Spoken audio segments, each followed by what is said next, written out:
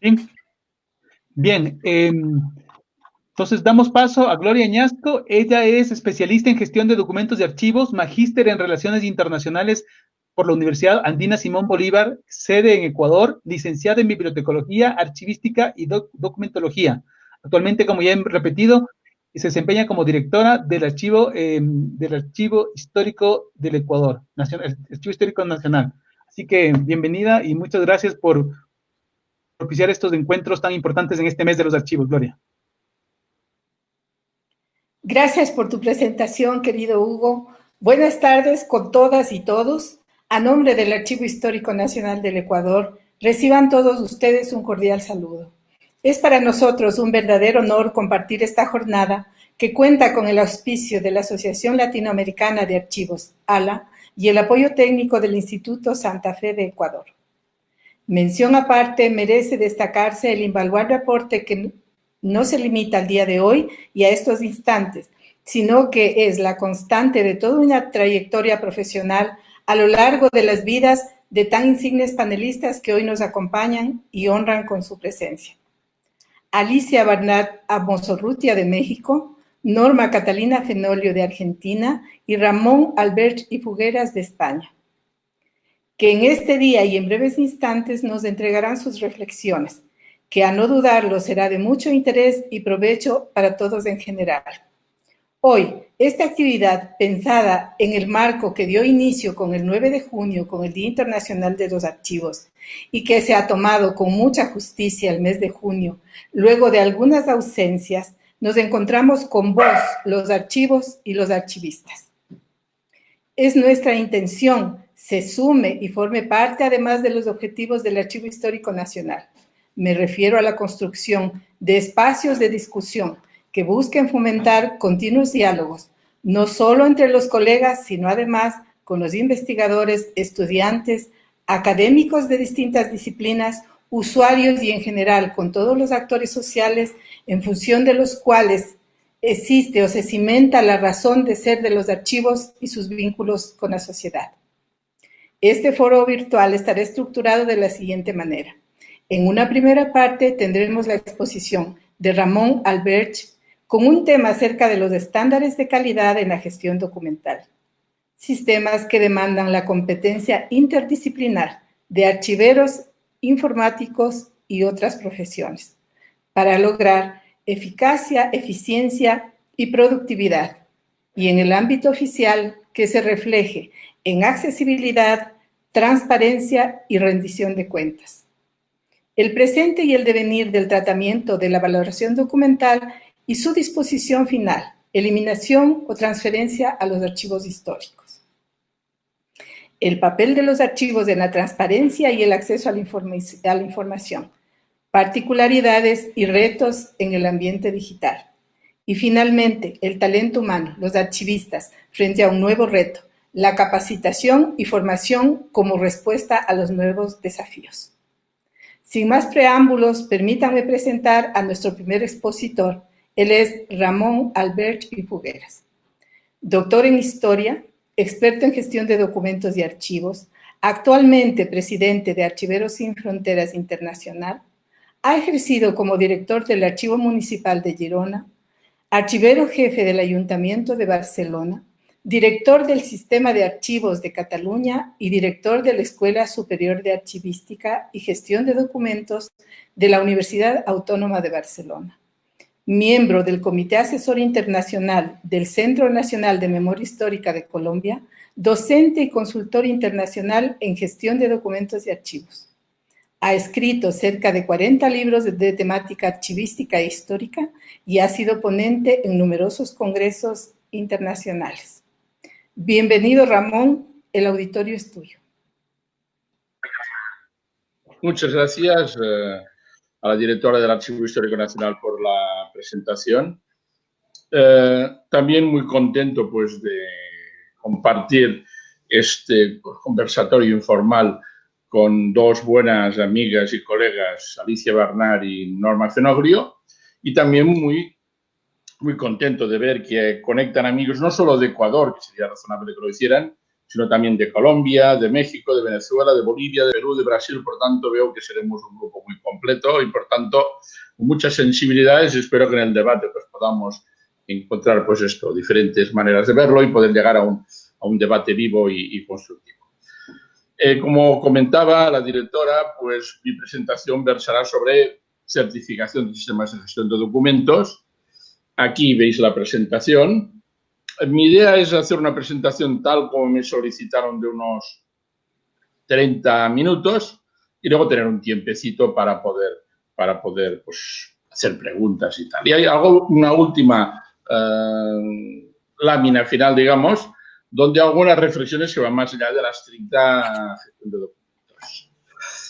¿Por qué un poco el sentido Yo antes de esto quería decir algo muy importante. Estos días estamos todos asistiendo a muchísimos conversatorios, a muchísimos eventos, ¿no? Y en todos ellos, pues hay muchos temas de presentación. Pero aquí creo que se han escogido dos de un gran relieve porque a veces lucubramos sobre pues, la transformación digital, sobre la cadena de custodia, sobre la inteligencia artificial, temas que están muy bien, que son muy importantes, debemos preocuparnos de ellos, pero tenemos otros temas que son esenciales para la profesión como metodología, como son la valoración, que nos habla la norma Fenogrio, la preservación Alicia Barnard, que son vitales y que aún no tenemos resueltos del todo.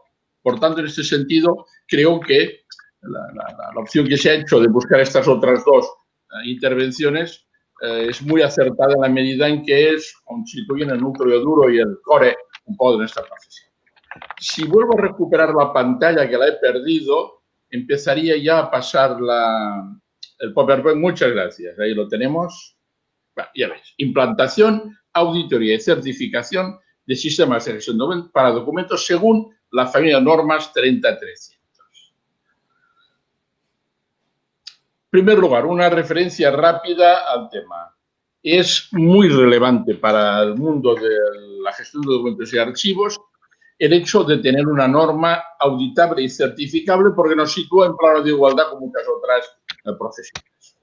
Tenemos normas ISO 9000 de calidad, tenemos normas 14000 de medio ambiente, tenemos normas 27000 de seguridad. Al tener esta familia de normas, que ahora veremos brevemente, lo que hacemos es que se reconozca la metodología archivística como un elemento fundamental en las políticas corporativas de gestión de la información y de los documentos de las organizaciones. Por lo tanto, esto es mucho más importante de lo que podríamos llegar a pensar.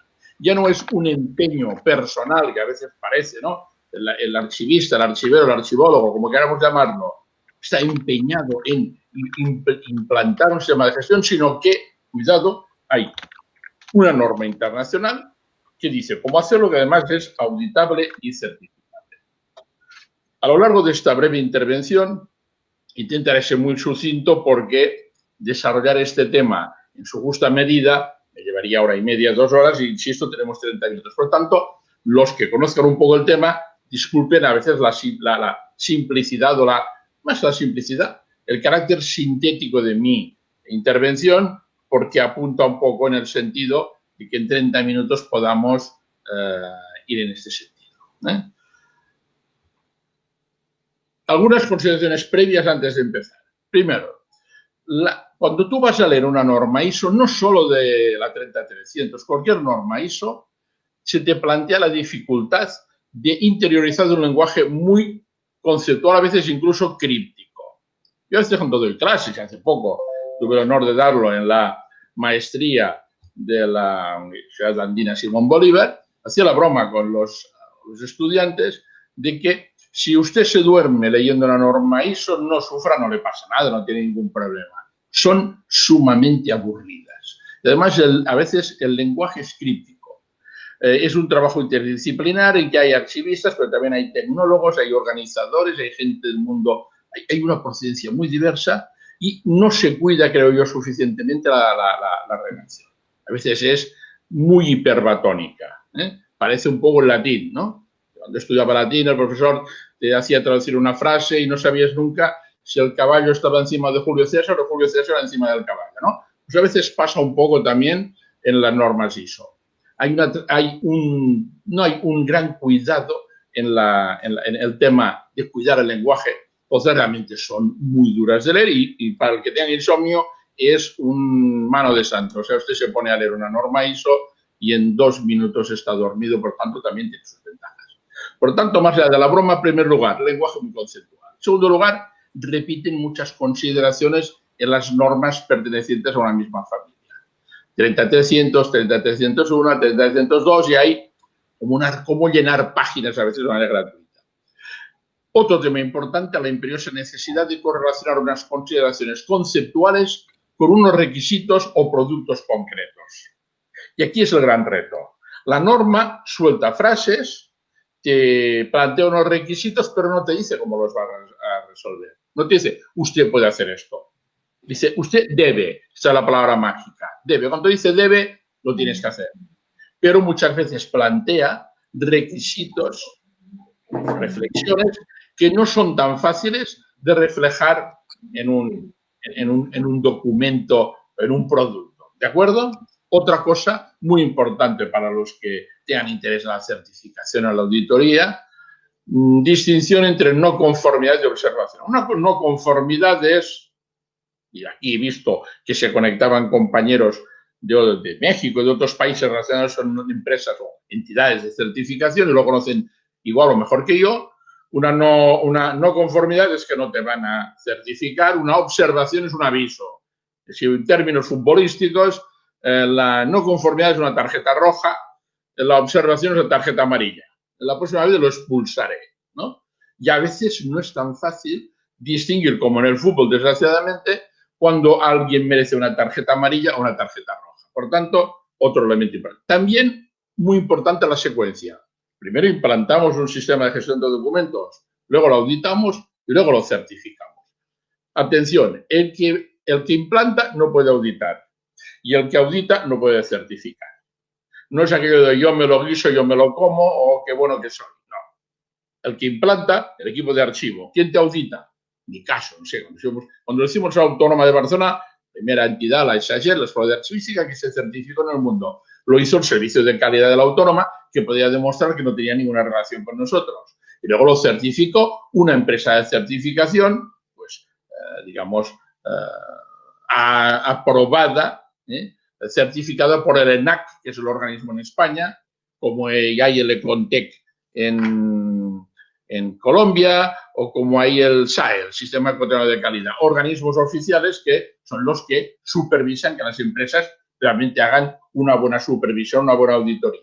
Por tanto, quien implanta no puede auditar, quien audita no puede certificar. No puedes montar una empresa y hacer las tres cosas, ¿de acuerdo? Otro elemento muy importante, la norma ISO repite todo el rato, la 30300, el concepto de información documentada. Es decir, te insiste mucho que no puedes hacer nada que digas, no, yo ya dije que lo había hecho. No, usted lo dijo, no. Usted tiene que documentarlo.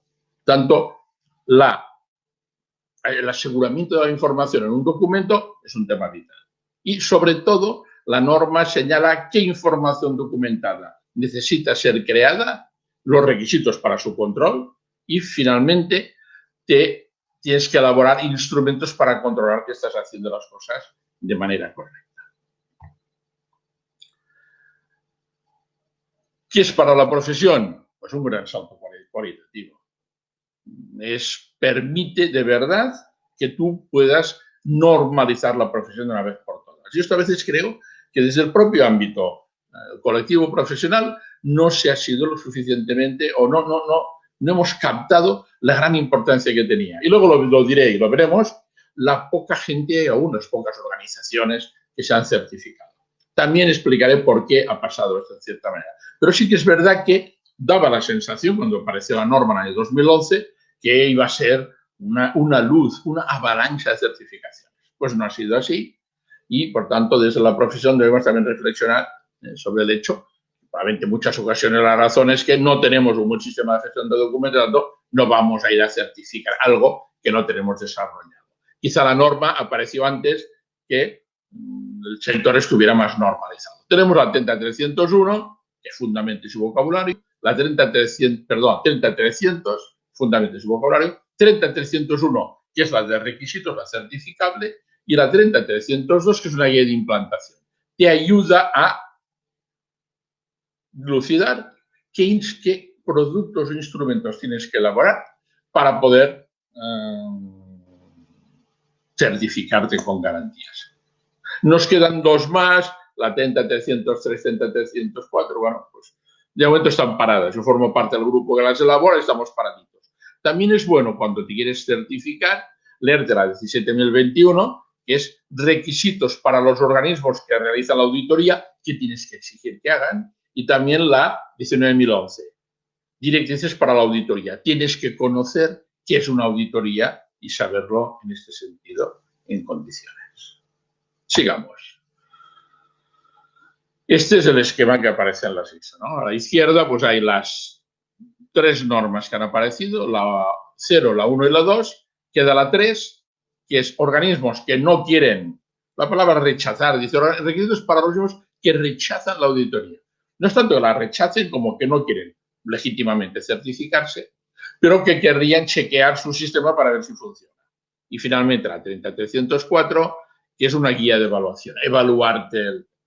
A la derecha hay aquellas normas necesarias. Yo creo que hay más, pero bueno, aquí básicamente ponen la 15.489, la de 13.28 de digitalización de documentos, las 3 de metadatos, la 13.008 de migración, la 26.128 de procesos y las 3 16.175 de selección de software, que es una norma que ahora precisamente se está actualizando.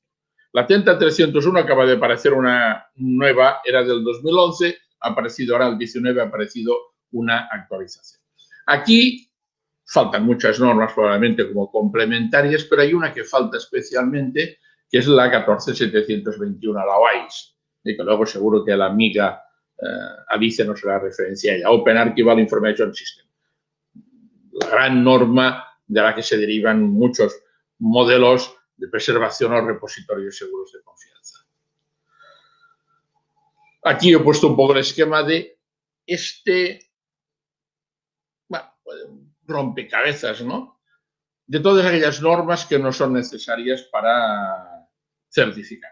No solo estrictamente, sino para construir un sistema de gestión de documentos tenemos que conocer normas de procesos, de gestión de documentos naturalmente, de auditoría certificación, como he comentado, pero de metadatos, de datos abiertos, de ontologías y tesauros, de micrografía, digitalización y migración, de preservación, de seguridad y riesgo, de calidad, de evidencias y firmas electrónicas. Es decir, también tener muy claro que el sistema de gestión de documentos es un rompecabezas donde si te falta una pieza de este puzzle, que le llaman hoy día los jóvenes, el puzzle no funciona. No ves la imagen completa porque te falta una pieza. Por tanto, tenemos que tener clara esta idea de que debemos echar mano, recabar muchas normas en este sentido. ¿Qué requisitos? Hay dos niveles, hay un nivel estratégico y hay un nivel operativo. A veces, cuando discutimos cuál es la estratégica, que es la 30.300, la familia 30.300, que es un sistema de gestión pensada para documentos, pues esto ponen para documentos, y operativo la norma 15.489 con otras normas que pueden complementarla. No entraré en el debate de si primero se tenían que haber pensado probablemente unas normas estratégicas, la 30.300, y luego hubiera aparecido una norma más operativa. Recuerden que la primera 15.489 es del año 2001. La del 2016 es una actualización. Lo que sí tenemos que tener claro es que debe haber una correlación absoluta entre ISO 15489 y 30301. Tú tienes que desarrollar la 15489 y implementar los procesos e instrumentos de esta norma para luego poderte certificar. ¿De acuerdo? No discutiremos si primero es el huevo o la gallina, como digo yo, ¿no? No hace falta que nos maremos más. Hay la relación. La realidad ahora es esta. Tenemos una norma estratégica, la 30.300 a lo mejor salió tarde. Tenemos una norma operativa, la 15.489. Veo que va apareciendo alguna pregunta en lateral, luego al final las contestaré, todas ya las compilarán y las contestaré. Nosotros tanto que nos complicamos a veces la vida, la ISO lo plantea así de sencillito. Dice, bueno, pues hay un documento, se registra. Luego ya entraríamos el debate del uso de la palabra registro abusiva, ahora que todo el mundo habla de registro, el récord lo traducen directamente por registro, a mí me parece un auténtico error. Hay un registro, en este caso sí que es verdad, se registra el documento y se clasifica y utiliza una palabra que a mí no me gusta, que es indización. Me gustaría más descripción. Faculta un acceso y hay una disposición, porque antes habrá habido, como nos enseña la norma, una valoración, una evaluación documental, y esto llevará a una destrucción del documento o a su transferencia. Y, finalmente, una conservación que permitirá, pues si es un ámbito digital, una conversión de formatos, una migración, etcétera, etcétera. Pero fijaros con la sencillez que lo plantea.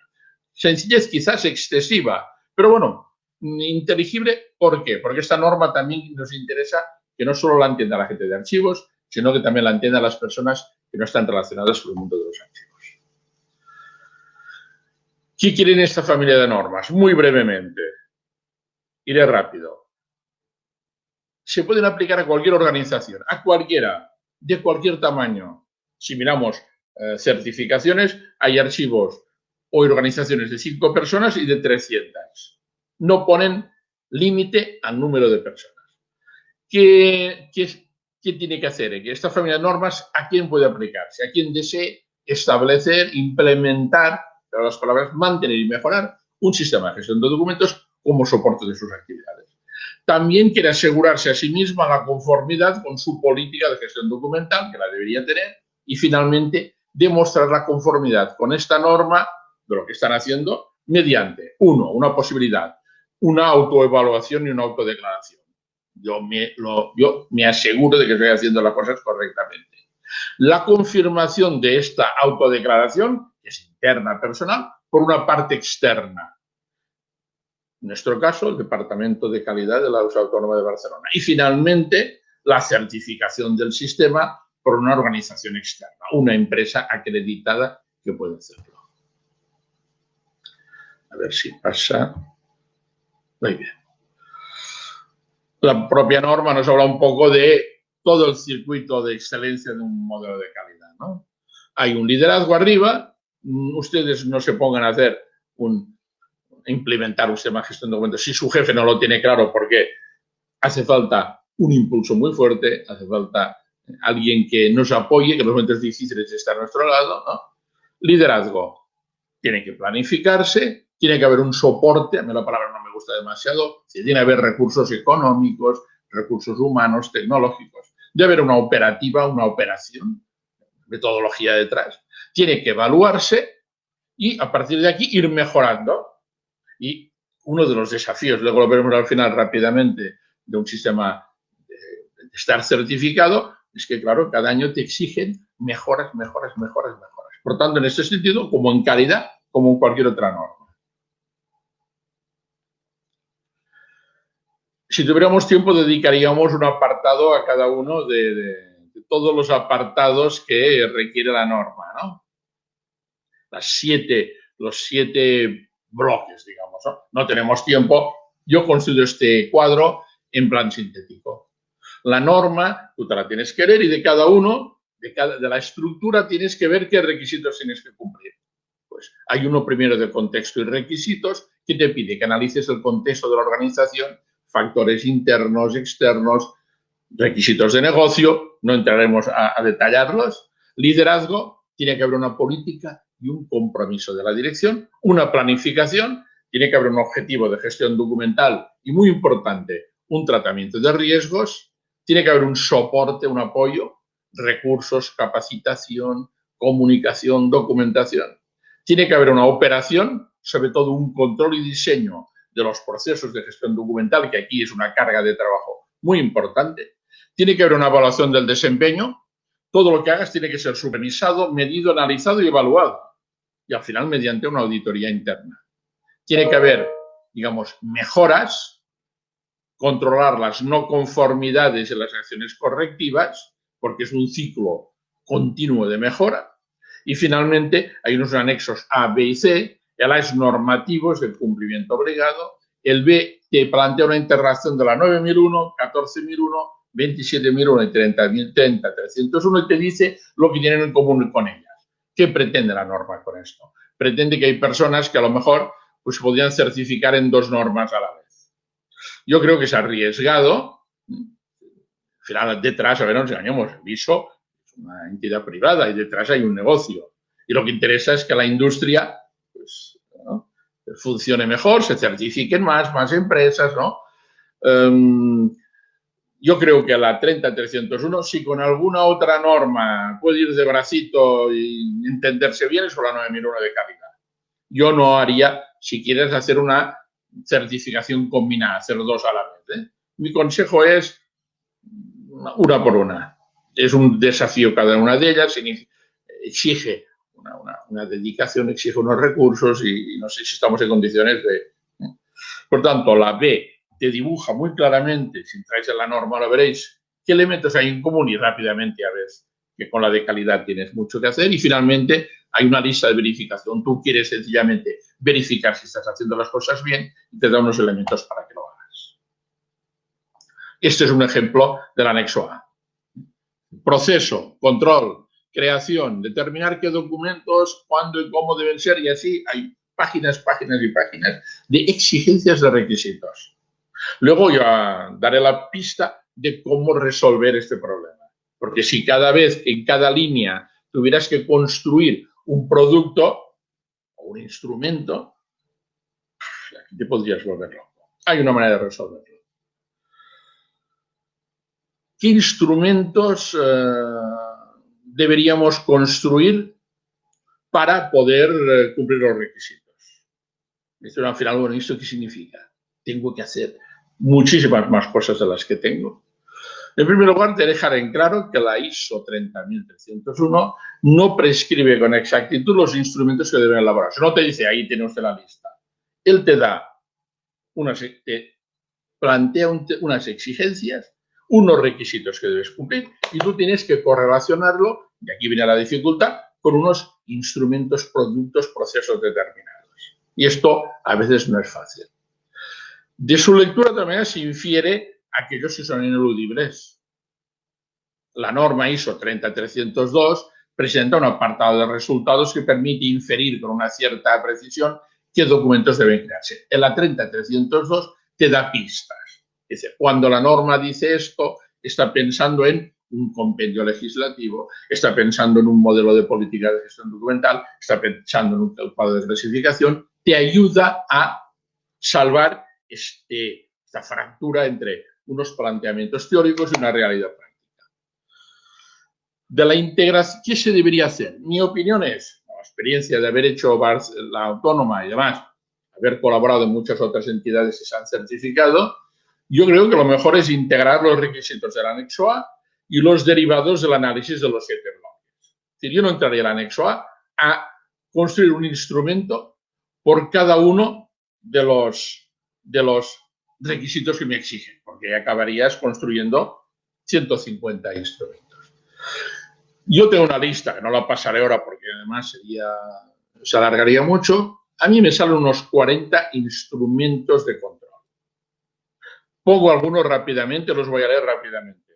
¿Qué instrumentos se hay que construir para que cuando venga una empresa de certificación no me diga, oiga, a usted le falta esto, le falta lo otro, aquí hay un gap absoluto, aquí hay un agujero brutal? En primer lugar, política de gestión documental, el manual de gestión documental, objetivos de gestión documental, un cuadro de riesgos, un manual del usuario, la gente tiene que saber qué tiene que hacer con todas estas cosas. Reglamento de gestión documental y archivo, un mapa de procesos, un programa de formación, un control de no conformidades y acciones correctivas y todos los instrumentos técnicos propios de nuestra profesión. Cuadro de clasificación, modelo de descripción, tablas de retención documental, tanto unos 40. Algunos de los cuales ya tenemos, otros no los teníamos. Cuadro de riesgo, no lo teníamos. Objetivos de gestión documental, parece que hay gente que no lo tiene. Un manual del usuario, ahí tenemos un reglamento, un manual de gestión documental, a lo mejor no tenemos. Bueno, algunos te exigen sobreesfuerzo, pero te ayudan naturalmente a completar tu modelo. Todas las exigencias contenidas en el anexo A pueden resolverse en el marco del manual de gestión documental. Esto es una solución pragmática. Cuando el anexo A te dice, usted debe elaborar un modelo con documentos auténticos, íntegros, fiables y usables. 2, usted debe hacer esto, usted debe hacer esto. En el manual de gestión documental, tú ya tienes la respuesta. Tienes un manual que da solución a todos estos problemas y cuando entras en el anexo A dices, ver manual de gestión documental, artículo 18. Ver manual de gestión documental, artículo 23. Es decir, el manual de gestión documental es el instrumento que permite responder a todos los requisitos que te hace el anexo A, evitando una atomización de los instrumentos y limitándote a construir los 37, 40 instrumentos que de verdad son necesarios para que el sistema funcione en primer lugar y luego para que pueda ser, digamos, certificado con garantías. Me quedan 5 minutitos, voy acelerando. ¿Qué aporta la certificación del sistema de gestión de documentos? Antes de iniciar el proceso, debe evaluarse esto. Mucha gente me pregunta, a ver, ¿y qué tenemos que hacer, no? En primer lugar, es imprescindible contar con un sistema de gestión documental completo y robusto. Esta es una de las razones por las que hay tan pocos organismos certificados. El otro día había una reunión de la agencia de normalización que formó parte, la española, y Carlota Busteló hizo esta pregunta. Y yo dije, bueno, ¿por qué solo hay 30 instituciones en España y a lo mejor 60 en todo el mundo, 70 que se han certificado? ¿Por qué el resultado es tan pobre? Pues sobre todo porque aún no contábamos con buenos sistemas de gestión de documentos. Entonces, si no tienes un buen sistema de gestión de documentos, ¿para qué vas a ir a certificar algo que va a estar condenado al fracaso? Yo intuyo, y creo que intuyo no solo por intuición natural, sino por conocimiento del sector, ahora empezarán a certificarse muchísimas organizaciones que han hecho un gran esfuerzo en desarrollar y, sobre todo, elaborar e implementar un sistema de gestión de documentos. Por tanto, en primer lugar, no vayamos a certificarnos si no tenemos un sistema de gestión documental. Otra cosa es el alcance. La Universidad Benemérita de Puebla pues certificó el archivo histórico, ya está a punto, y lo hizo muy bien y fabuloso. Me dio muy bien su golpe. La Autónoma lo hicimos en toda la Escuela Superior de Archivística. El puerto de las Islas Baleares, unos procesos. La norma te permite también certificarte no en la globalidad, sino de manera secuencial y acumulativa. Significa, eso sí, más trabajo que añadir a la gestión diaria, no nos engañemos. No es mucho más trabajo, pero significa un trabajo más a los muchos que ya tenemos. Sus costes son asumibles. Gente me dice, vale, muy poco dinero. A lo mejor ahora certificar vale 3.000 euros y la revisión vale 1.000. No. Difícilmente alguien no se certifica por problemas económicos. Antes sí, en otros tiempos gloriosos que había mucho dinero, valía una fortuna. Ahora se ha ceñido mucho el mercado, el coste. Impone una periodicidad. Sabed que, por ejemplo, el Archivo Histórico Nacional se certifica, Ecuador, es un supuesto, se certifica el 2020. El 2021, el 2022 tiene una revisión y el 2023 tiene que volver a hacer otra vez todo el proceso de certificación. Tanto también hay una exigencia y queda muy feo que te retiren la certificación. Ayuda, muy importante, a racionalizar, procedimentar y documentar el trabajo.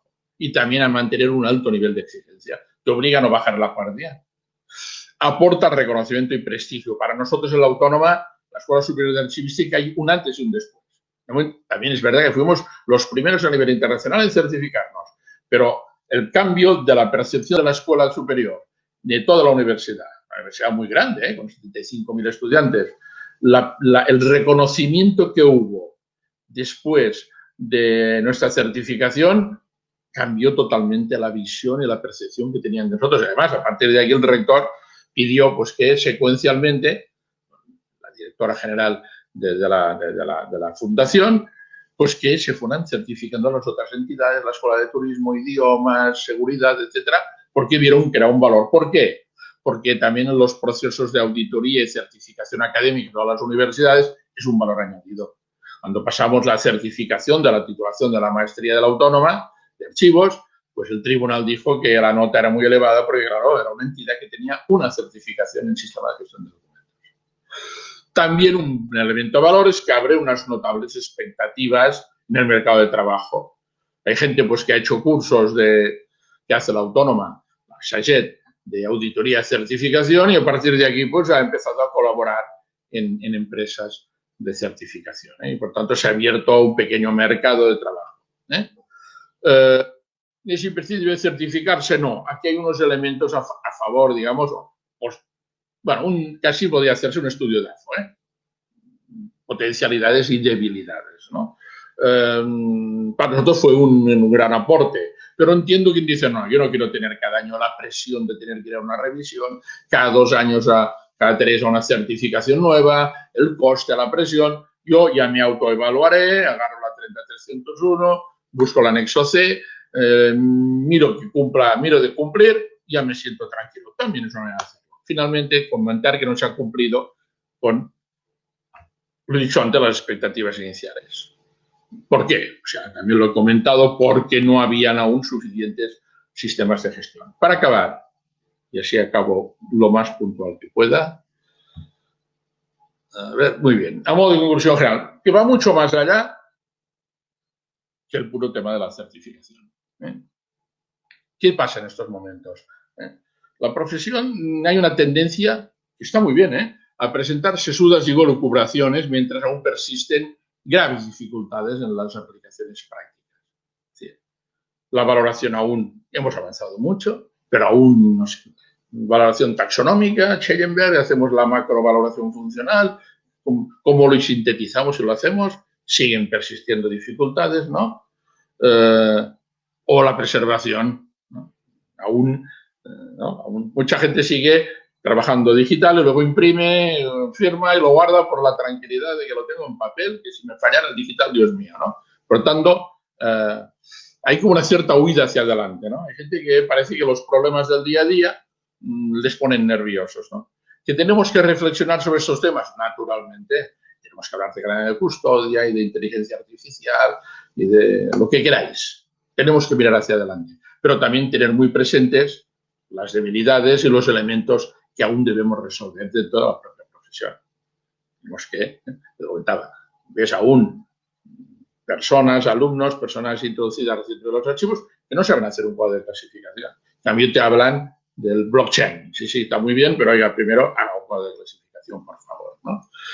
El carácter político de los archivos nos obliga a un continuo cambio y, por tanto, a integrar nuevos conceptos y nuevas herramientas.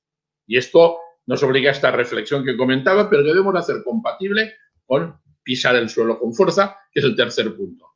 Debemos analizar nuestras fortalezas y evitar la atomización. No podemos saber ni resolver todos los problemas. La transparencia es muy interesante, pero debemos saber hasta dónde tenemos que llegar. Ahora la moda son los datos. Tenemos que ser expertos en datos. A ver, cuidado. Sí. Modelo de metadatos, debemos trabajar, pero ahora con la COVID lo hemos visto, ¿no? Estos expertos en datos, estos matemáticos, las predicciones que han hecho, los desarrollos que tienen brutales. No podremos llegar nunca a esto, ¿no? Por tanto, veamos un poco aquello que es esencial también de la profesión y preparémonos muy bien para hacer aquello que de verdad nos tienen que exigir que hagamos bien. Y luego, además, todo aquello que podamos añadir de estos desafíos que nos llegan por el continua evolución de la profesión, hagámoslos. Pero también seamos conscientes a la vez de las dos cosas, de mirar hacia adelante, de ser ambiciosos, pero también de resolver los déficits y los problemas actuales. Yo digo, en cierta manera, hago la broma, digo, somos un humanista del siglo XXI, deberíamos saber de todo. Seríamos el Leonardo da Vinci. Ya sabemos de mucho, Tocamos muchas teclas, pero esto tiene un punto en que debemos soluciones. No hay soluciones mágicas, pero quizás debemos ampliar el abanico formativo, pero especialmente intensificar el trabajo interdisciplinar.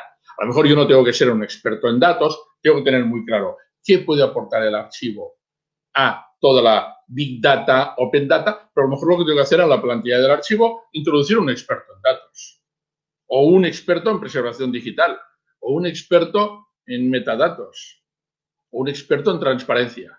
A lo mejor tenemos que cambiar un poco el enfoque. hay un momento en que no podemos saber más cosas. ¿Ya? Por muy humanistas que seamos, a lo mejor no.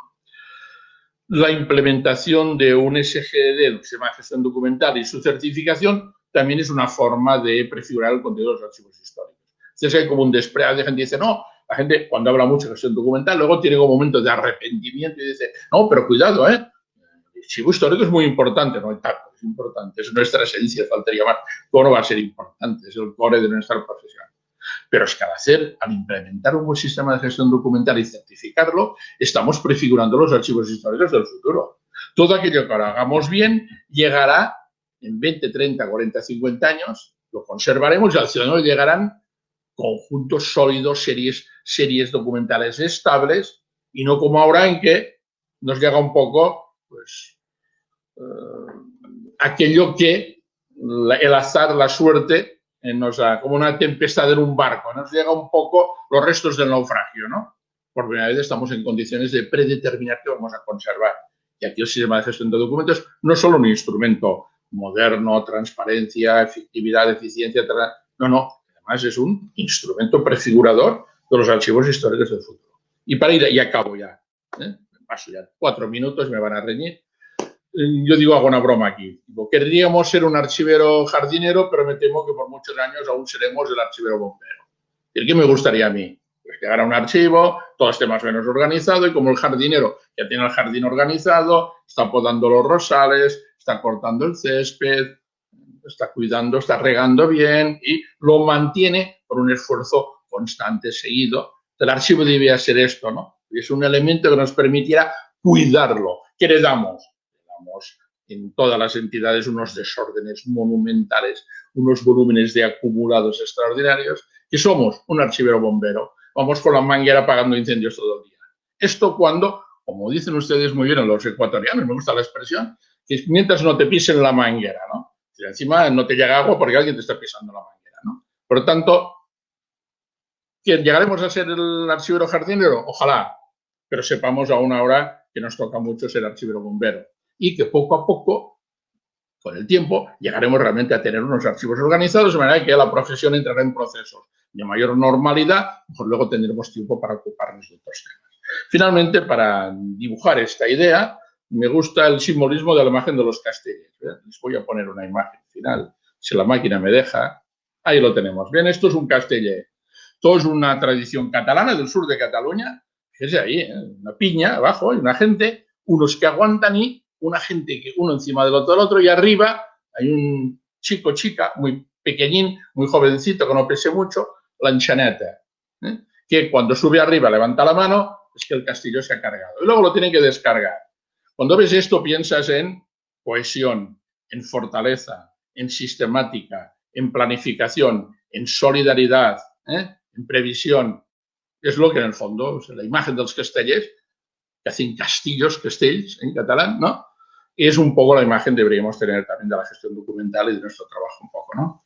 Que debemos también tener esta voluntad de trabajar juntos, de ser interdisciplinarios y de apoyarnos en otras profesiones. Lamento estos 5 minutos de retraso sobre el tiempo y, naturalmente, pues quedo abierto a sus sugerencias y preguntas. Gracias.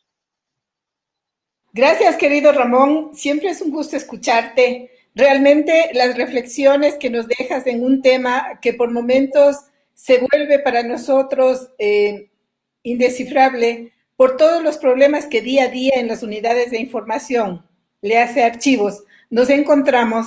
La reflexión que tú haces, el momento de la pandemia sí presenta un nuevo escenario para la humanidad entera y no se excepcionan los archivos. Sin embargo, esto no significa que los problemas que hemos tenido en el pasado, en los formatos tradicionales, se han resuelto.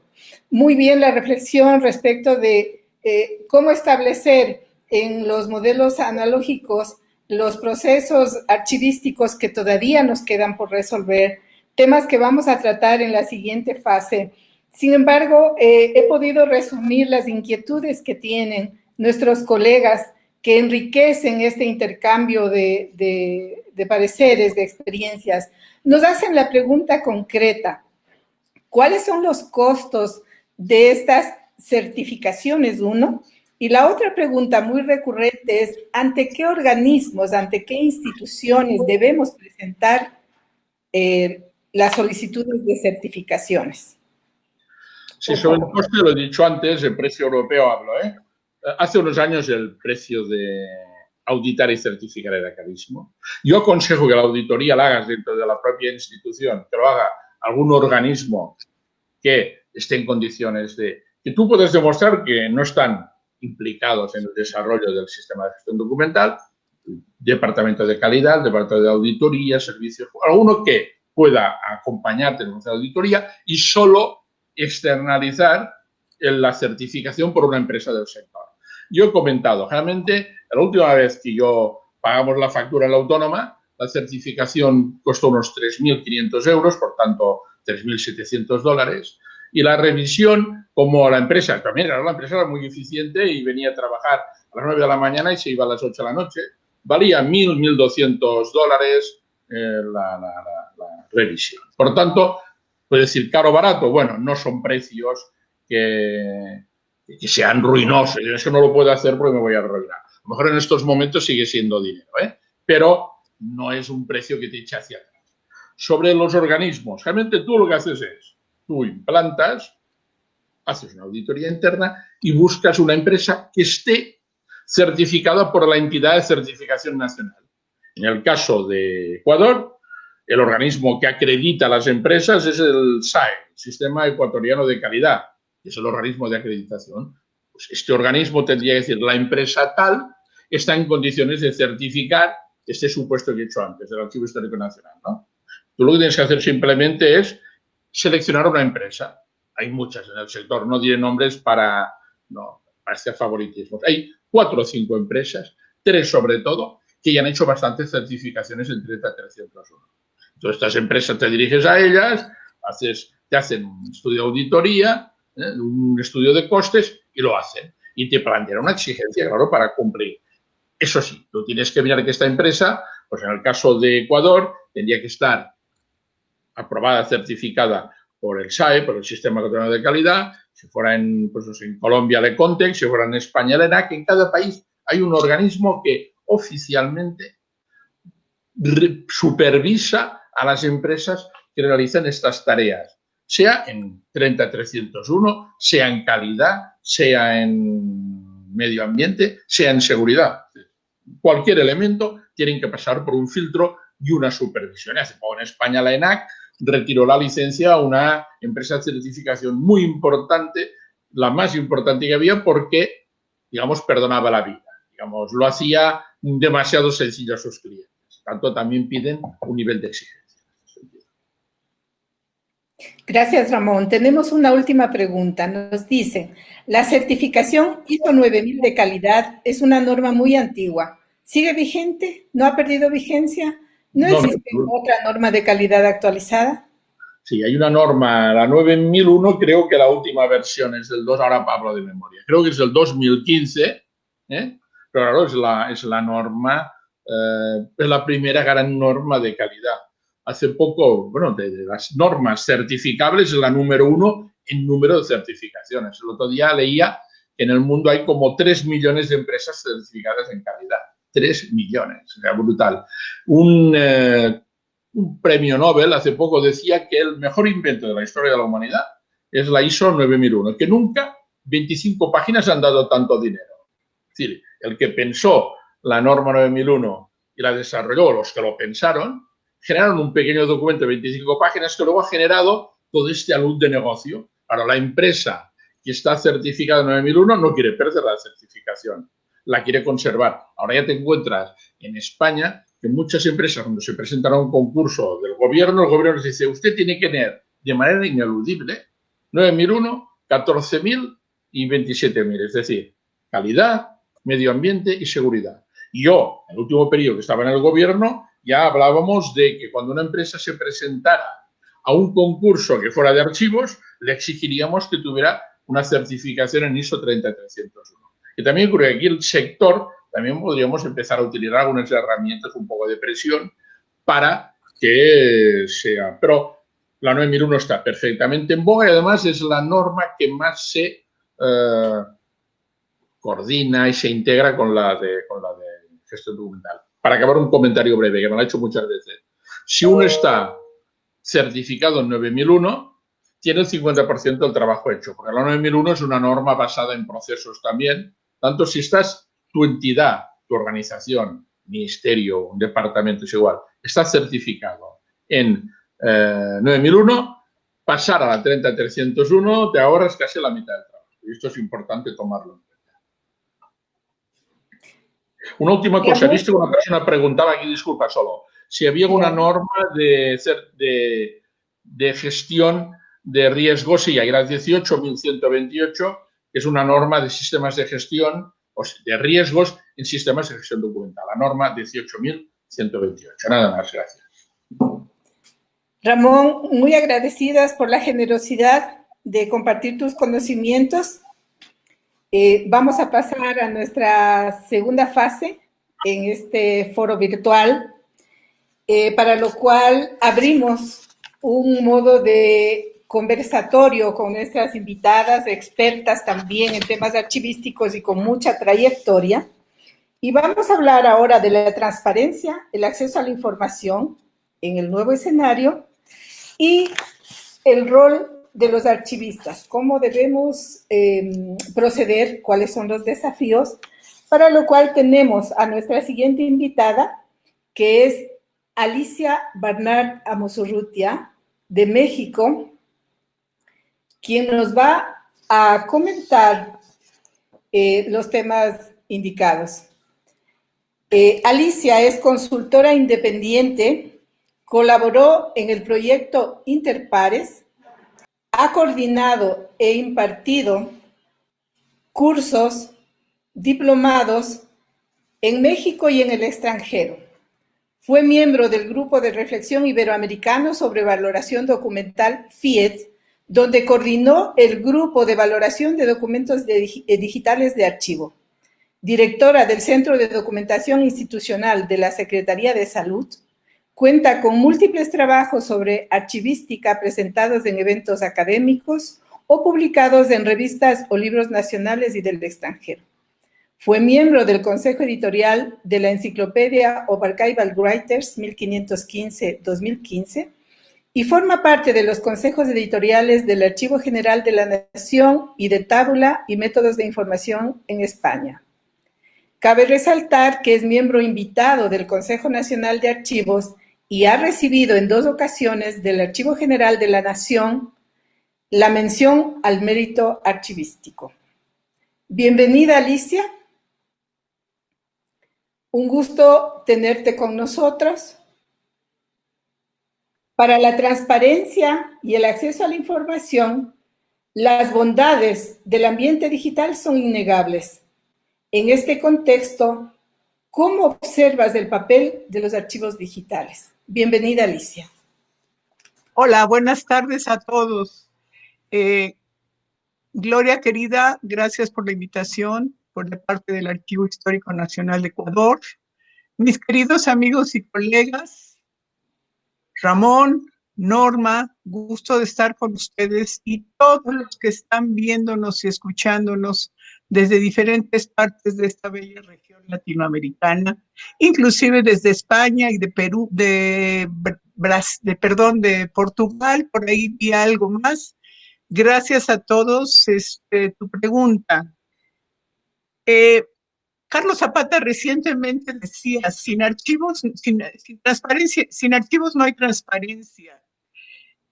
Coincido con él, pero la transparencia de ahora no funciona con los archivos. Les voy a platicar de un estudio que llevamos a cabo a través de Interpares para saber qué estaba pasando con el portal de transparencia en México. En México, por ley, tenemos un portal donde hay obligación de poner toda la información de acuerdo a ciertos tipos o clases de información que tiene que estar pública, como los salarios de los funcionarios, los contratos que se hacen, los informes, en fin.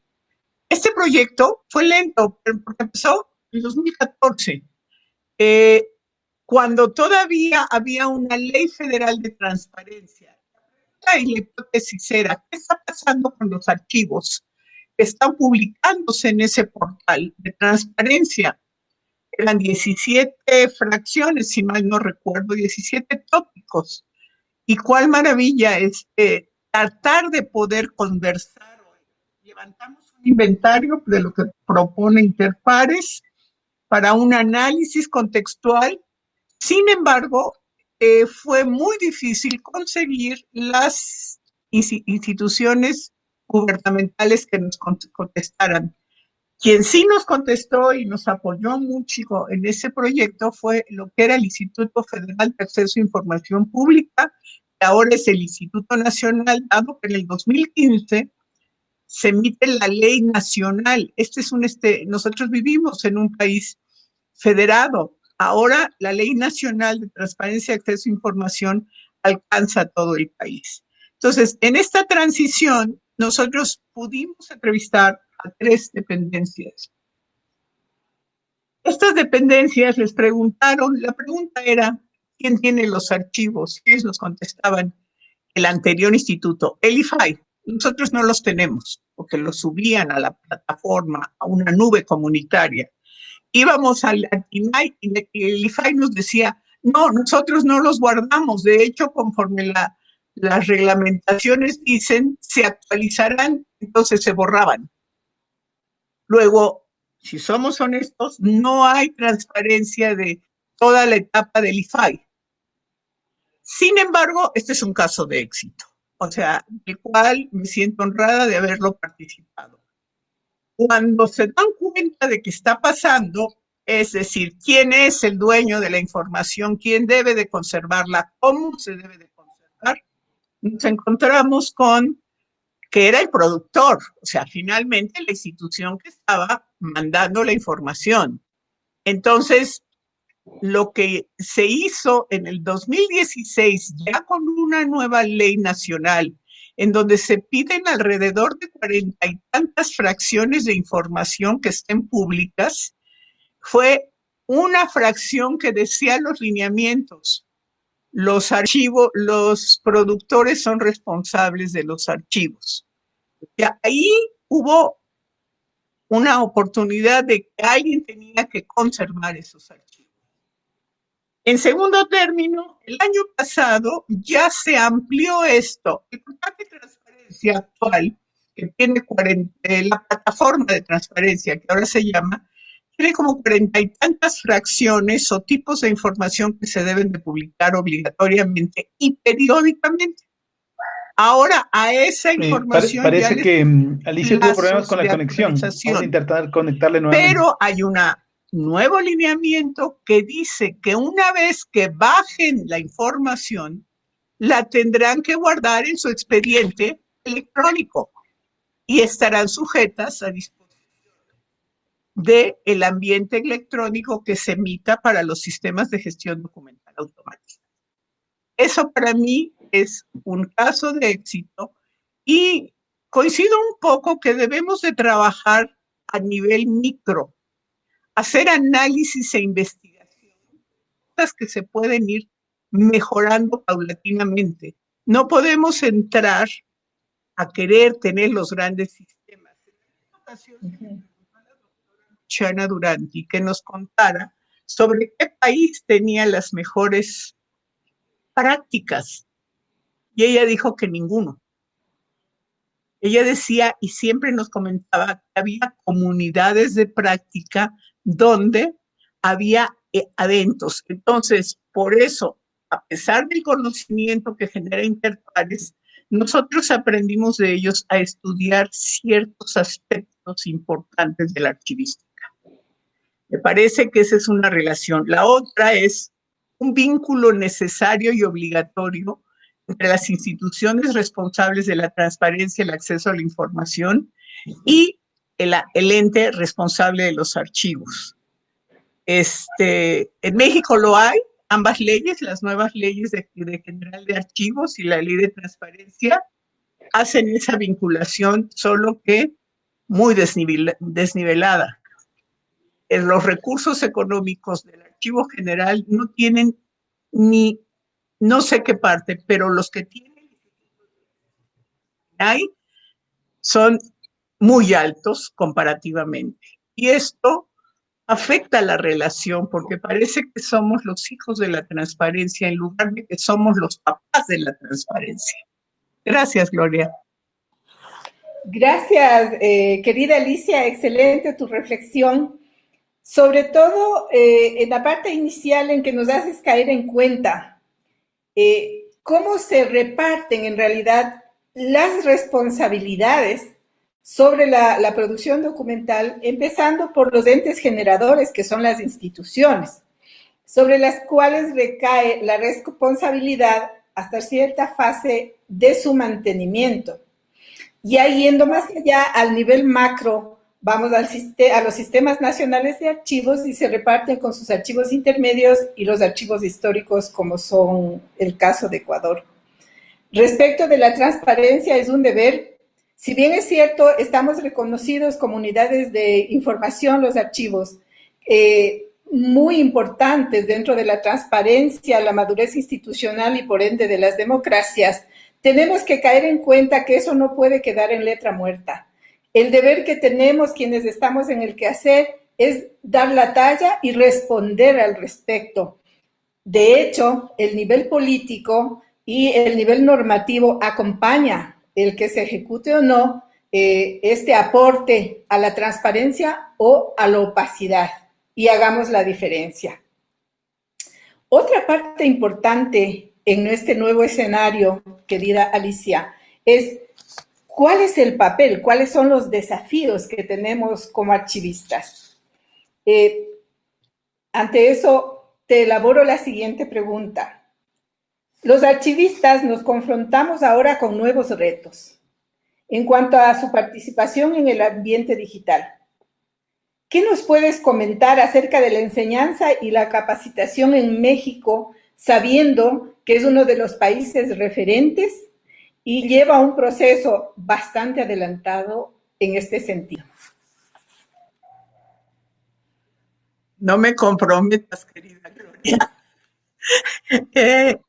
Mira, la educación en México en el ámbito de los archivos viene desde 1916, que se fundó la Escuela Nacional de Biblioteconomía y Archivonomía. Claro, tenía otro nombre, transitó por muchas situaciones, nunca fue tomada en cuenta hasta recientemente.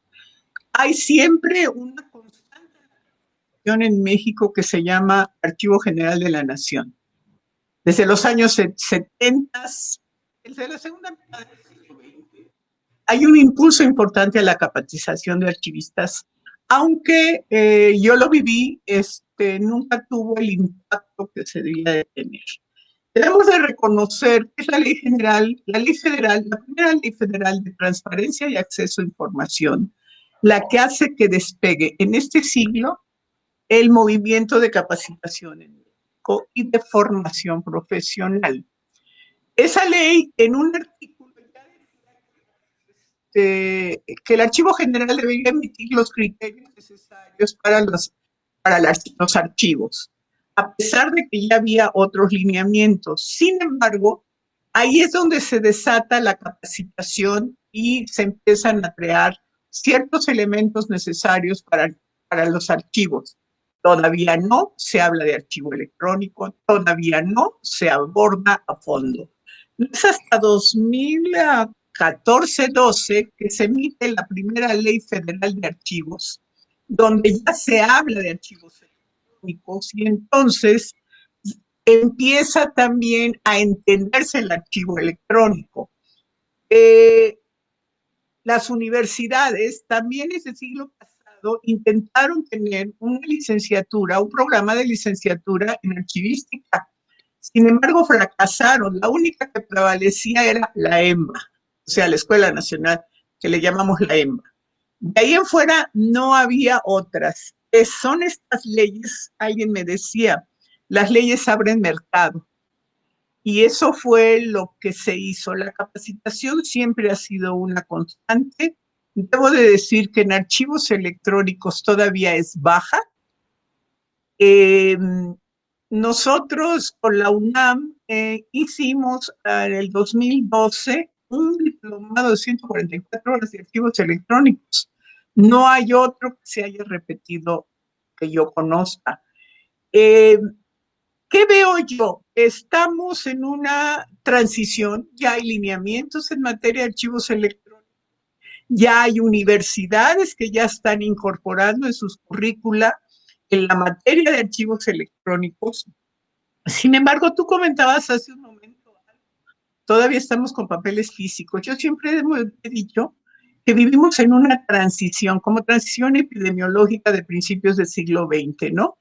Mientras los países desarrollados ya tenían sus sistemas de agua que les impedía que hubiera infecciones, empezaban a nacer las enfermedades crónico-degenerativas. Bueno, vivimos en una mezcla de problemas del papel, más ahora los archivos.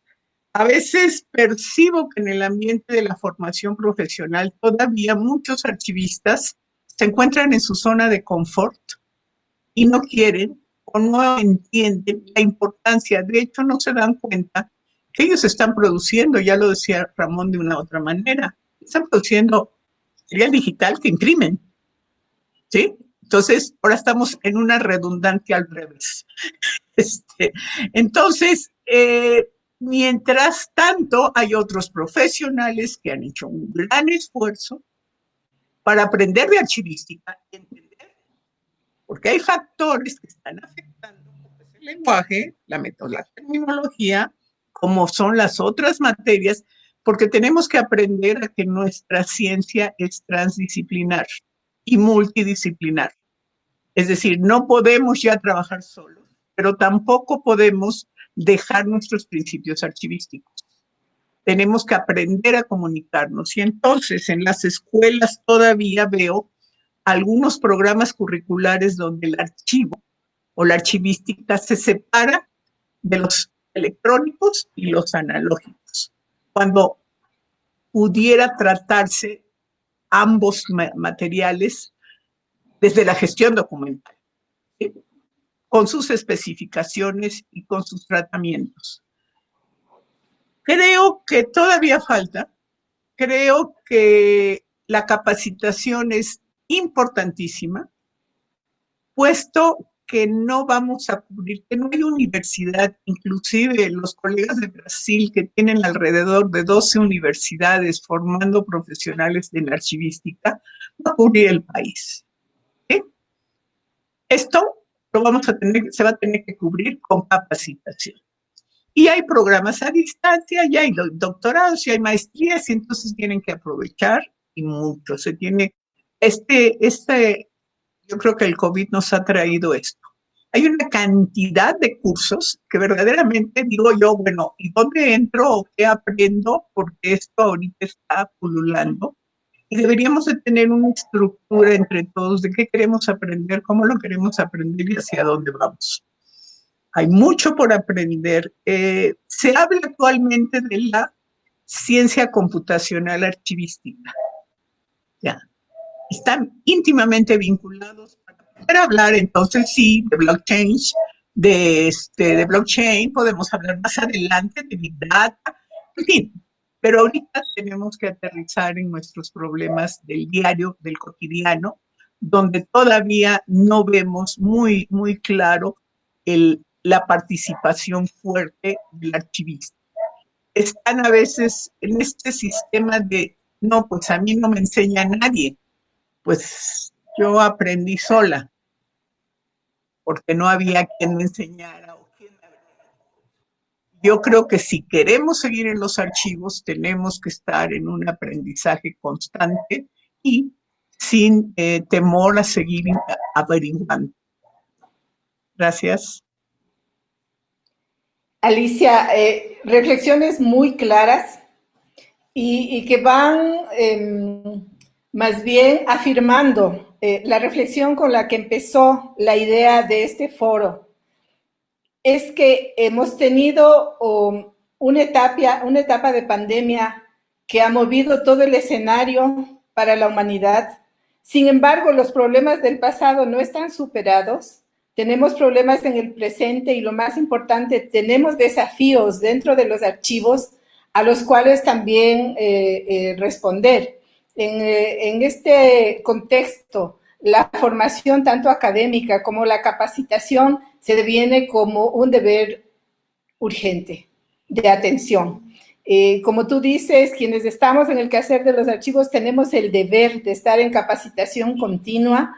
La tecnología por sí no es una solución. Todavía somos los seres humanos quienes coordinamos, generamos y gestionamos el conocimiento. La tecnología ayuda, pero el trabajo y la capacitación y la formación son un elemento indispensable para nuestro gremio y me parece que para todas las profesiones en general. Agradecemos mucho tus reflexiones. Tenemos preguntas para ti y con gusto vamos a hacértelas llegar. Una de las preguntas nos dice, creo que es importante que la formación archivística incluya el carácter de transversalidad en su currícula, es decir, no podemos prescindir en el enfoque epistemológico, el componente analógico y el componente digital. Pero para ello necesitamos trabajar entre todos los profesionales que trabajamos vinculados con la archivística. Abogados, ingenieros, informáticos y gestores. Yo creo que sí podemos analizar la gestión documental en cuanto a procesos y procedimientos con los tratamientos específicos que cada formato lo pide. No es lo mismo la preservación de un archivo histórico en ambiente físico que la preservación de un archivo digital a través de un repositorio o ICE. Sin embargo, los procesos habrá los mismos, o sea, recepción, desarrollo de guías, elementos administrativos, mantenimiento de la información.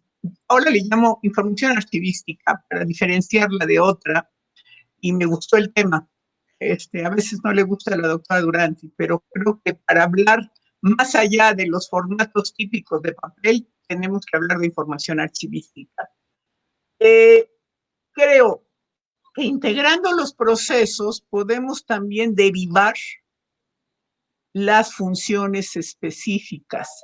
Y creo que los estudiantes deben de tener las perspectivas de ambos espacios, pero con mayor tendencia a lo digital. No negamos la transversalidad, que fue uno de los proyectos más importantes de Interpares.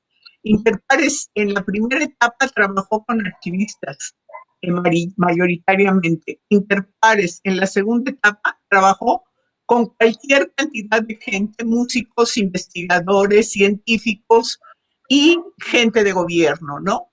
Entonces, es así como se crea conocimiento, se desarrolla conocimiento en Interpares. No éramos los activistas los agraciados, eran todos los demás que de alguna manera tenían que ver en el ámbito de la producción, conservación y disposición de los documentos de archivo. Tenemos una segunda pregunta, Alicia.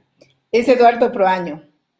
¿Cómo se articulan en México la teoría archivística, la normatividad, gremios y academia con las políticas públicas que vayan alineadas con la accesibilidad y la transparencia?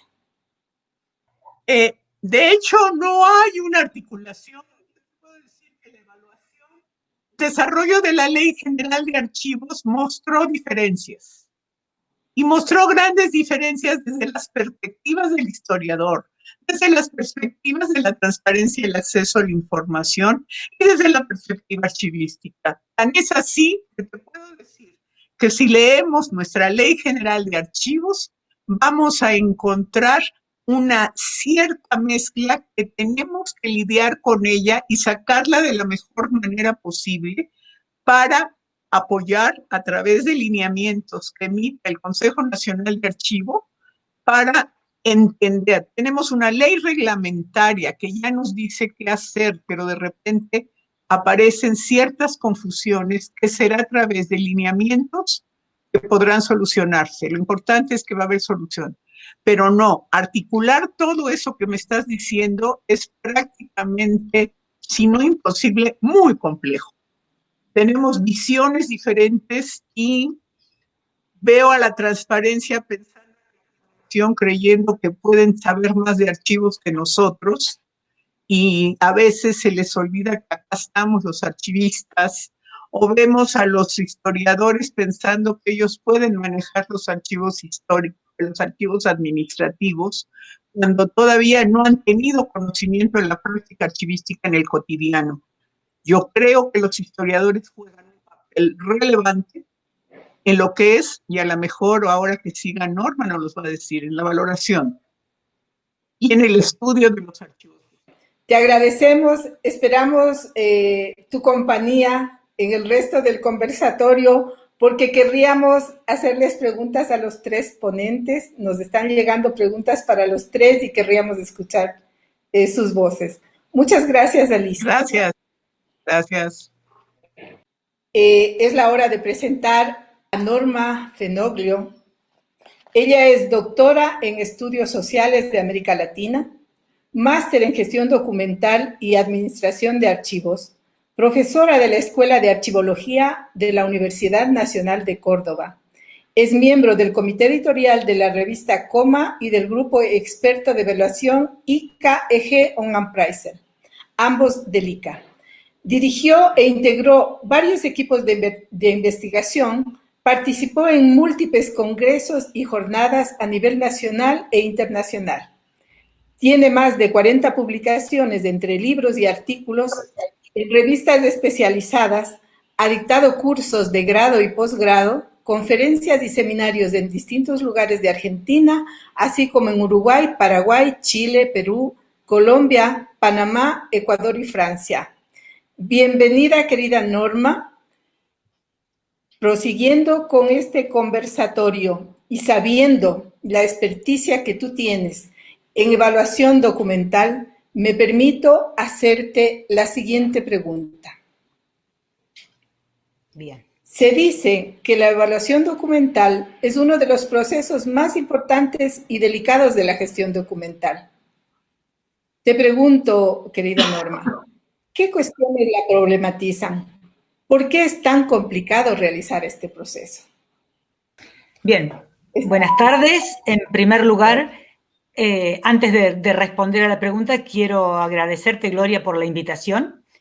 Al decir que realmente es un gusto compartir esta tarde con amigos como Alicia, como Ramón, y por supuesto con todos los colegas, amigos y conocidos de Latinoamérica que están siguiéndonos por esta tarde, ¿no? La pregunta es realmente un poco el kit de la cuestión cuando hablamos de evaluación de los documentos. La mayoría de los teóricos insiste en que es el proceso más difícil, que es el proceso más complicado. Algunos dicen inclusive que hay un arte o que se necesita un arte para saber evaluar los documentos. Y coincido. Y esto se debe a que más allá de los conocimientos técnicos que uno tiene que tener o de las teorías que se puedan estudiar, saber evaluar y poder evaluar, llevar a cabo todo un proceso de evaluación en cualquier tipo de entidad es sumamente complicado porque inciden diferentes factores. Por un lado, el crecimiento constante de la producción documental, que no permite que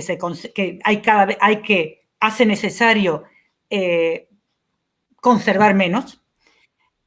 Además, la evolución tecnológica ha provocado cambios en todos los procesos y un cambio de paradigma total, como decía hace un rato, por ejemplo, Alicia, pero fundamentalmente porque, y yo creo que ahí está el kit de la cuestión, porque no todos los documentos que se producen tienen valor más allá del administrativo que les dio origen. Por eso es que yo creo que todo este proceso de evaluación, al menos en Argentina, y lo llamamos evaluación, cuya primera etapa es la valoración, tiene o plantea diferentes retos. El primero no es el orden de importancia, ¿no?, sino uno detrás del otro, es que cada institución es diferente y por lo tanto no es la misma serie, no tiene el mismo valor en todas las instituciones. Al evaluar un documento o una determinada serie documental, tenemos que tener en cuenta el tipo de institución, la antigüedad, la relación con los otros documentos que produce la entidad, el contexto de producción, es decir, varias cuestiones más allá de la tipología documental o el concepto de serie en sí. Un segundo reto lo constituye lograr la objetividad del juicio. Ese es uno de los mayores problemas que nos planteamos siempre, porque es difícil tratar de lograr cómo ser objetivo al momento de decidir si una determinada serie, un determinado documento se va a conservar o se va a eliminar.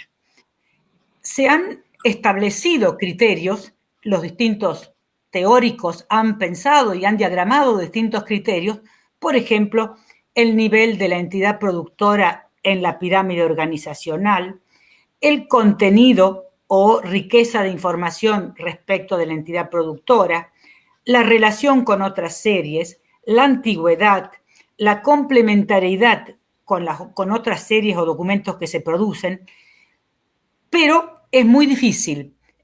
Podemos recordar, por ejemplo, que Manuel Vázquez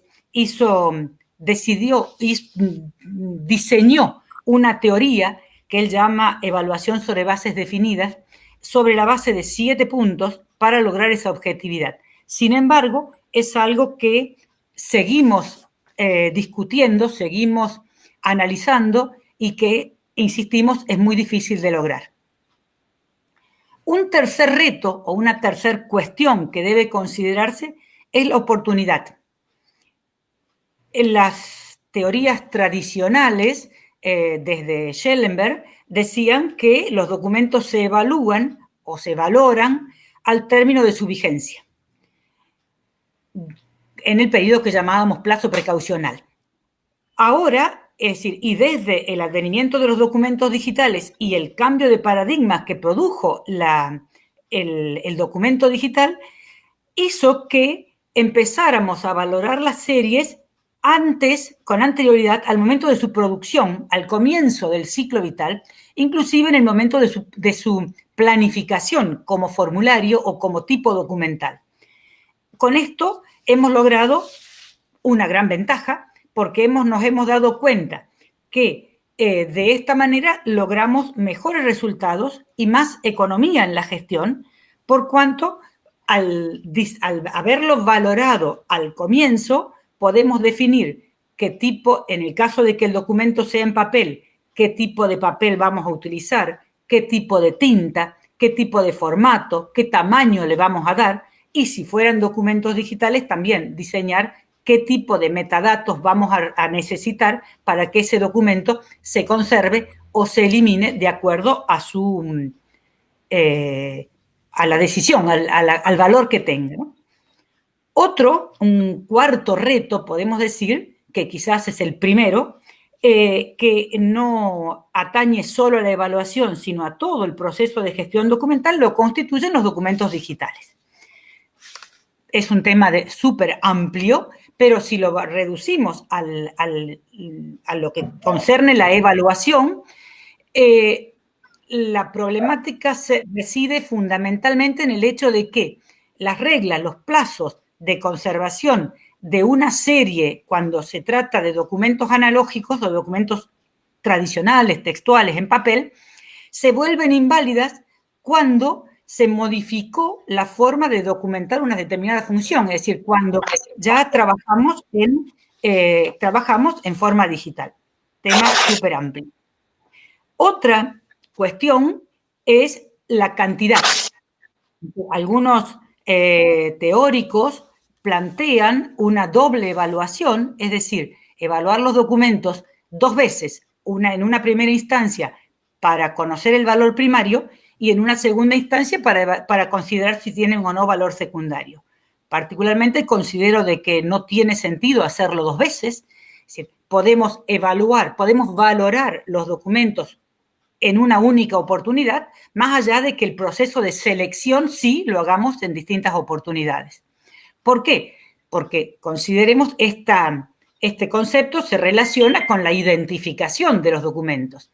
Entonces, si una serie está bien identificada, podemos valorarla, es decir, iniciar el proceso de evaluación sin ningún problema, todo desde en una única instancia.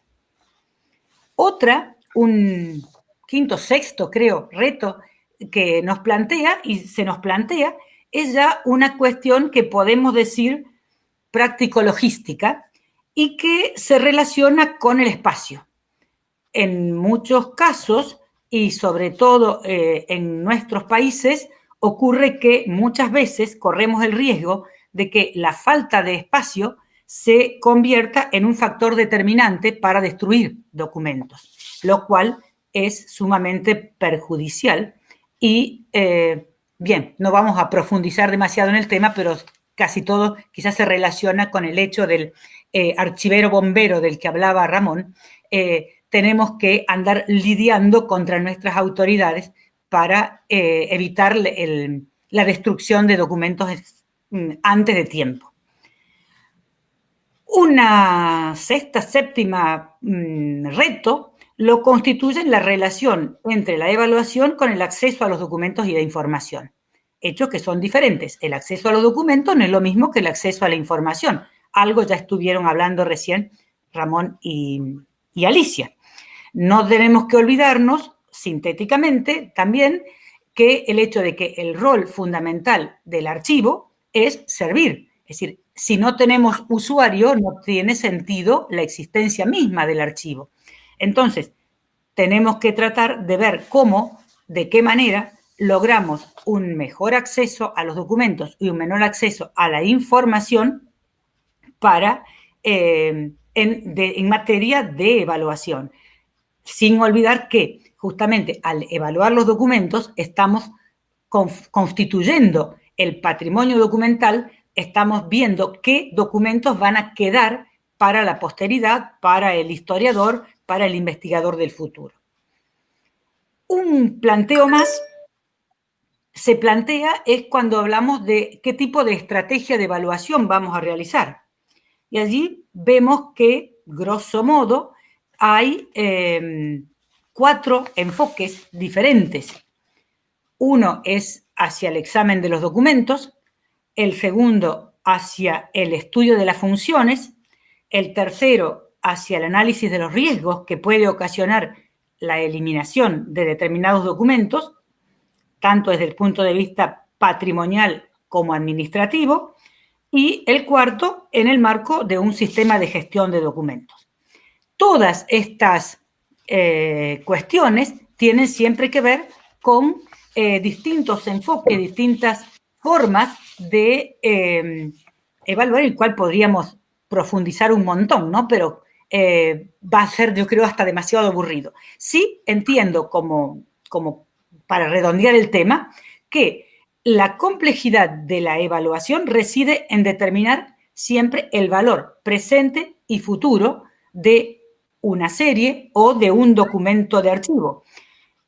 Complementariamente, me olvidaba el hecho de que en las últimas tendencias con la filosofía de los archivos totales, tenemos que comparar también el archivo con la existencia de otras fuentes de la información, ya que los archivos no constituyen un mundo cerrado, un poco también de como hablaba recién Alicia, de la multidisciplinariedad, multitrans y pluridisciplinariedad de los archivos. Entonces, es decir, tenemos que relacionar el archivo para conformar esa idea de archivo total, relacionándolo también con las otras fuentes de información. Y siempre en todo este marco, analizar fundamentalmente el contexto de producción, el contexto operacional, ambas cuestiones que tienen una importancia capital. Creo que más o menos hemos dado vuelta al tema. Si no he sido demasiado complicado. Muy agradecida, querida Alicia. En realidad, el tema de la evaluación documental y todos sus componentes son uno de los temas que nos ha dado dolores de cabeza en muchas etapas de nuestro trabajo. Pero has tenido tal facilidad de transmitirnos un tema que a veces se torna complejo de manera muy sencilla, que me parece que ha sido entendida por todos, reflexiones que las traemos a la actualidad, al momento que estamos viviendo y podemos proyectar hacia el futuro. Tengo una pregunta que nos va a ayudar a esclarecer mucho más lo que es la evaluación documental y quisiera hacerla precisamente respecto del valor de los documentos. Mi pregunta es, siendo el valor de los documentos el elemento que determina los procesos de la evaluación, ¿cuál es la base para su conceptualización? Digamos que yo entiendo siempre el valor es lo que debemos tener en cuenta. Y lo difícil es decir, bueno, ¿qué es el valor? O cómo consideramos el valor y en qué ámbitos y demás. Es un tema que lo charlamos muchísimo, ¿no? Y en distintos ámbitos. Y, por ejemplo, en el grupo FIET, es decir, en el proyecto de evaluación de documentos, empezamos por tratar de definir qué es el valor, más allá de los conceptos que nos dan los diccionarios, ¿no? Y lo definimos como una cualidad o conjunto de cualidades que determinan el grado de utilidad de un documento de archivo para satisfacer las necesidades o proporcionar seguridad o tranquilidad tanto a la entidad productora como a la sociedad en general. Esa es la definición que logramos como definición de valor. A partir de eso, podemos ver que hay distintas cuestiones también. Si pensamos en las teorías tradicionales de Schellenberg, de valor primario y valor secundario, él tomaba dos conceptos, ¿no? De valor primario relacionado directamente con la función administrativa que le dio origen al documento y valor secundario a ese valor, a esa utilidad que trasciende el motivo de la producción.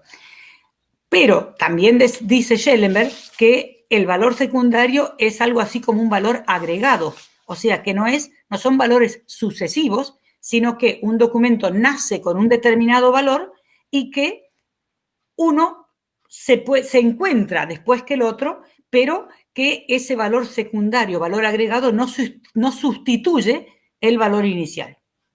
Si pensamos también en otras teorías antiguas, o digamos antiguas para ahora, si pensamos en lo que decía Jenkinson, por ejemplo, él hablaba del valor evidencial y decía que este valor hace que el archivero tenga que liberar su memoria, entendiendo que si el documento permite al archivero vaciar su memoria porque sabe que esa información está en el documento. O sea, simplemente es necesario saber encontrar dónde está el documento para hallar el dato, la información que necesita.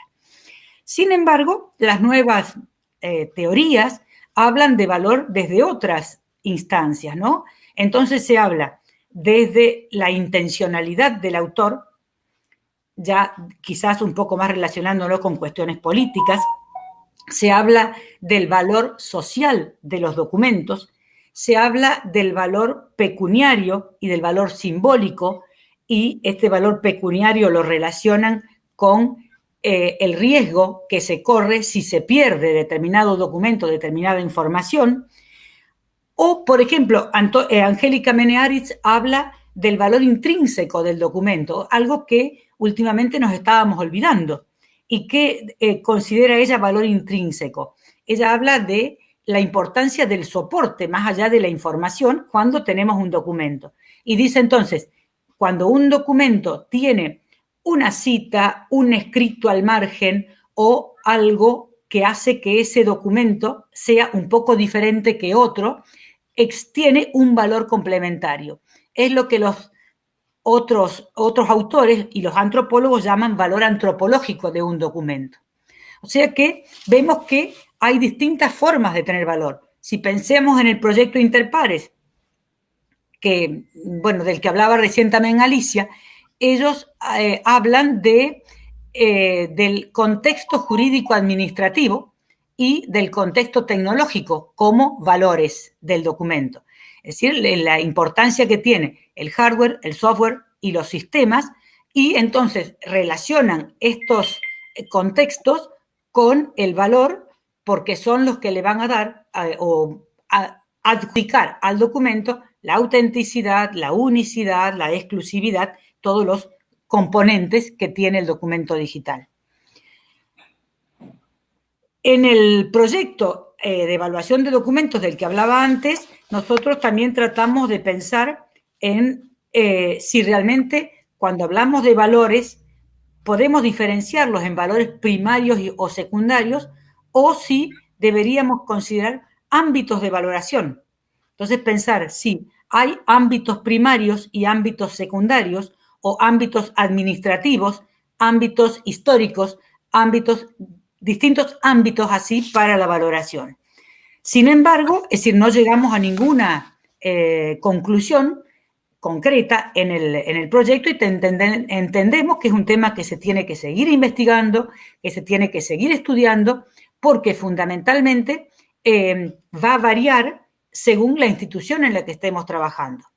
Y no olvidar siempre que la función primordial del archivo es servir, que el rol del archivo es justamente, está ligado al uso del documento.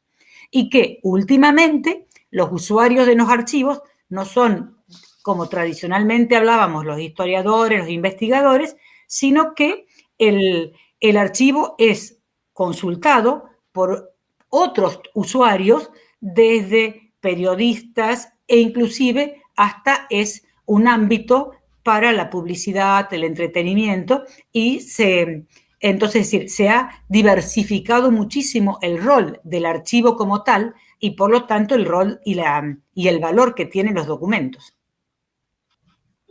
Muchísimas gracias, querida Norma. Definitivamente, las ciencias en general son una construcción social, la ciencia archivística de igual manera, y por supuesto, las circunstancias del contexto, la realidad van variando y tenemos que dar respuestas a estos nuevos momentos. Respecto de la evaluación documental, como hablábamos, es uno de los procesos archivísticos más importantes porque de esta evaluación depende qué es lo que queda en cualquier soporte que tengamos, en el analógico o en el digital, qué es lo que queda para la posteridad. Por lo tanto, tiene que ser bien realizada, muy bien sustentada. Tenemos preguntas para ti, querida Norma, y te les voy a hacer llegar. Desde Ecuador, Jorge Pavón hace la siguiente pregunta. Estimada Norma, ¿te refieres a la valoración como una acción anterior a la evaluación?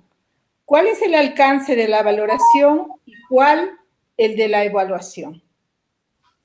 Bien. Hola, Jorge, buenas tardes. Digamos que para nosotros, y sobre todo cuando realizamos el proyecto de evaluación de documentos, llegamos a la conclusión de que el proceso completo, la función, se llama evaluación y comporta 3 instancias. La primera de ellas es la valoración, la segunda la selección y la tercera la disposición, como hablaba Ramón al principio, con la cual se va a definir si los documentos se van a conservar o se van a eliminar.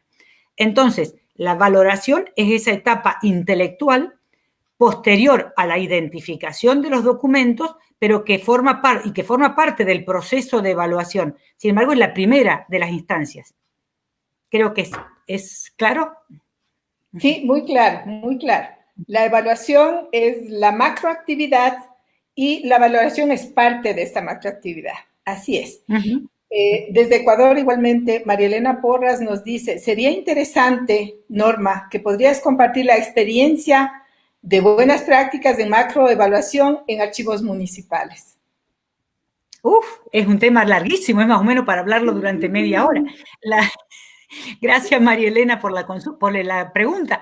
Es decir, el tema de la macroevaluación, normalmente en la mayoría de las publicaciones se habla de macro a nivel de país, a nivel de nación, y bueno, sí, yo hice un estudio a nivel de archivos municipales, y creo que es una teoría que es muy interesante poder compararla y poder trabajarla, pero eso requiere fundamentalmente ver dónde está el techo. Entonces, es decir, cuál es nuestra estructura macro.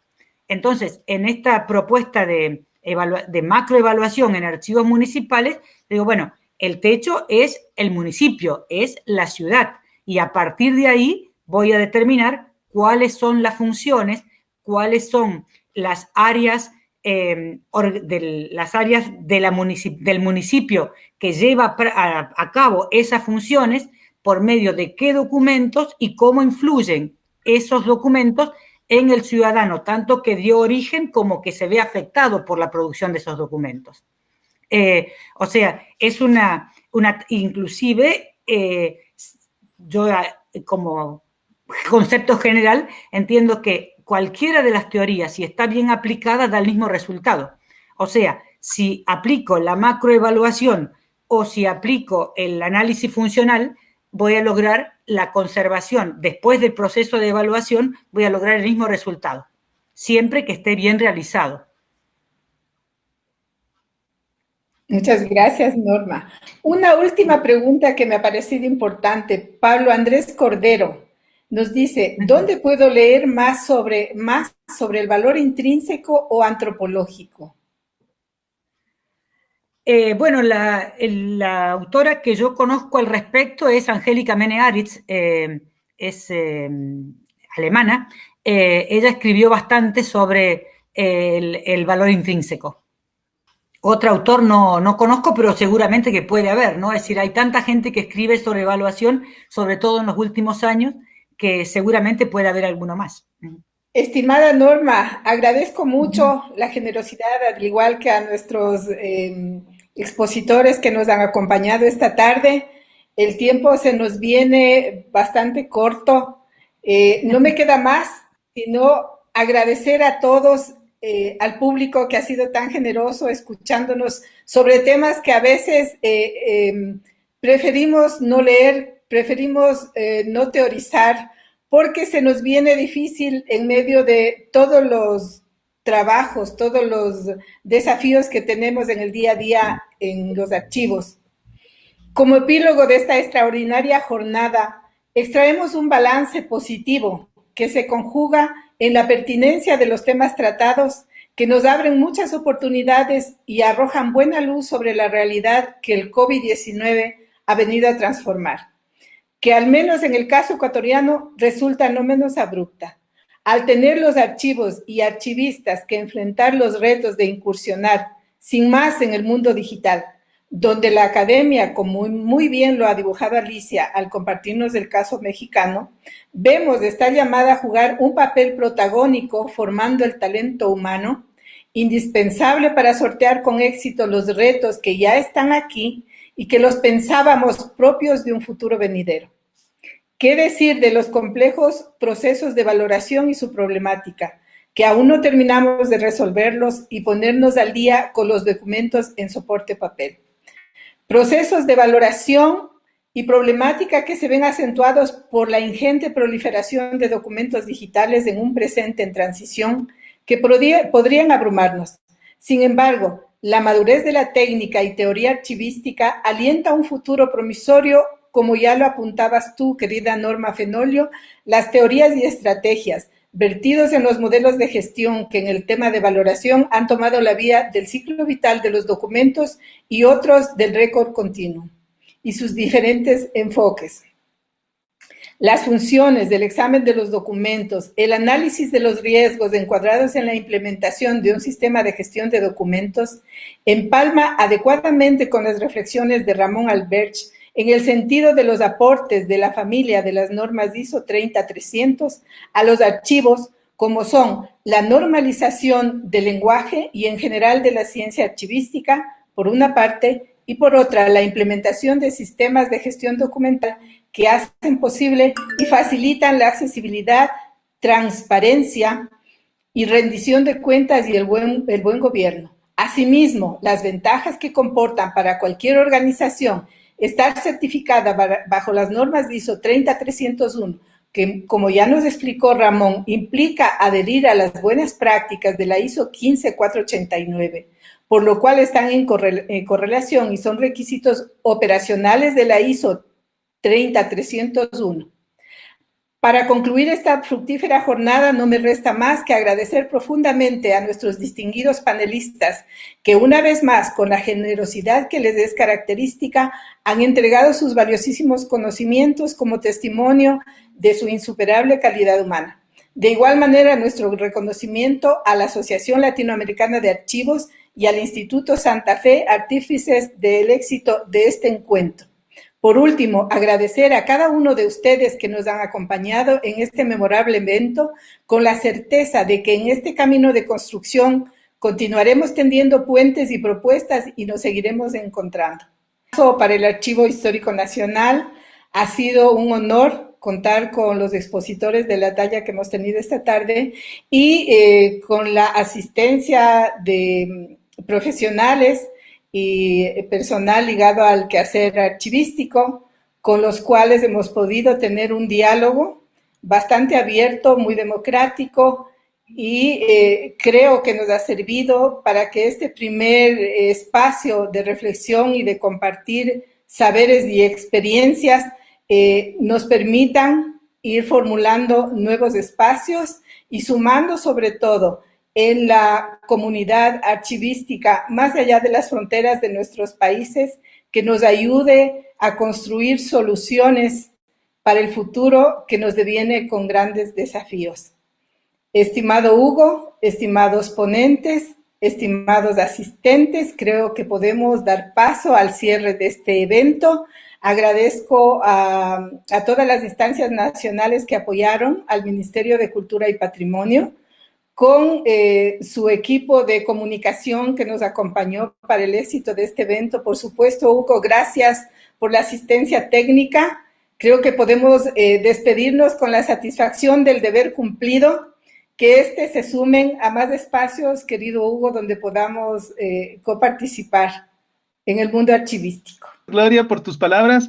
Realmente estamos muy contentos, casi 500 inscritos, 400, un poco más de personas que han estado asistiendo a este foro con un tiempo relativamente corto de promoción que tuvimos, dada la cantidad de eventos que ha habido este mes de los archivos. Gracias por confiar en nosotros, Gloria, y siempre atentos y a poder trabajar en conjunto para promover la profesión archivística.